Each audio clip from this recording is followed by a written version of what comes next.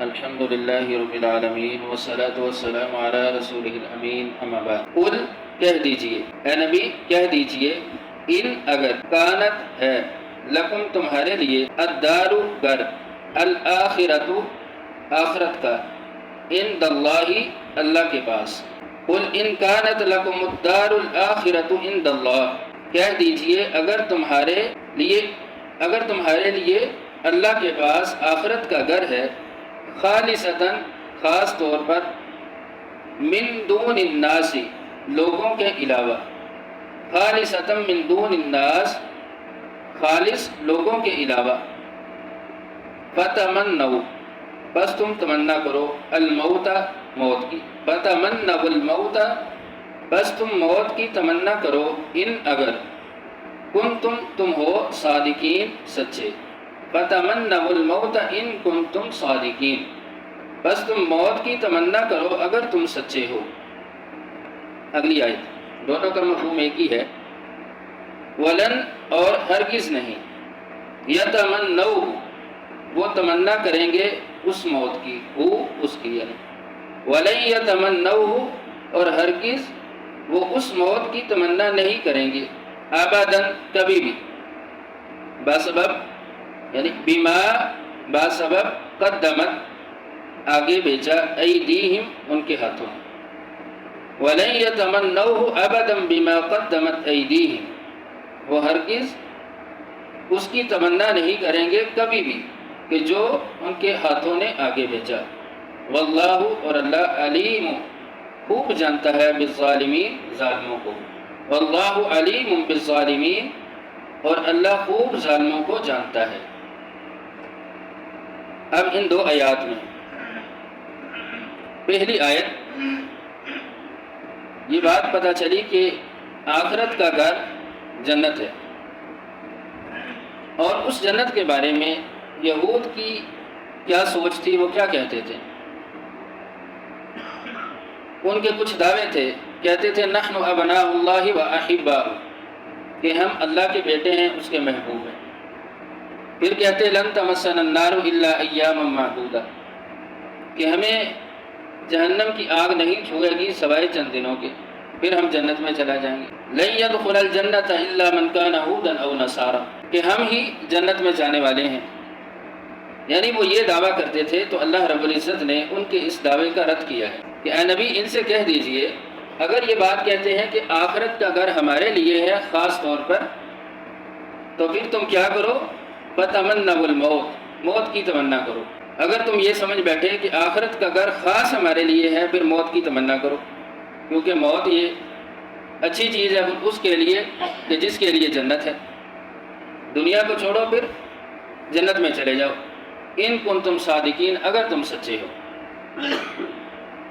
یہی بات ہے کہ یہود ایسا کہتے تھے، اور بعض مسلمان بھی بغیر عمل کے اپنے لیے جنت کو ریزرو کیے بیٹھے ہیں کہ جنت ہمارے لیے ہے۔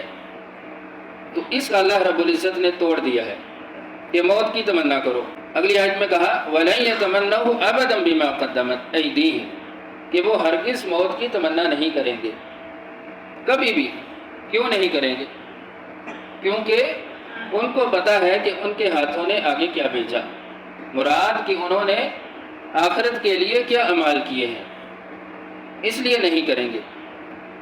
تو کوئی بھی موت کی تمنا نہیں کرے گا۔ موت کی تمنا کرنے سے کیوں ڈرتے ہیں؟ کس چیز کا ڈر ہے؟ یہی ڈر ہے کہ میرے پاس کچھ نہیں ہے، میں خالی ہوں۔ تو اگر بندے کو پتہ چل جائے کہ اللہ مجھ سے راضی ہے، جنت میرے لیے ہے، تو پھر موت تو سب سے پیاری چیز بن جائے گی۔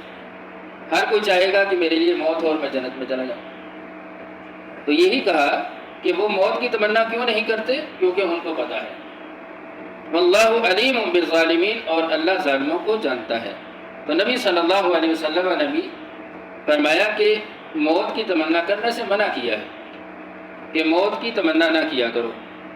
تو یہاں پر یہی ایک تفسیر کی گئی کہ اگر یہود کے لیے موت کی تمنا ہے تو مسلمانوں کے لیے کیوں نہیں؟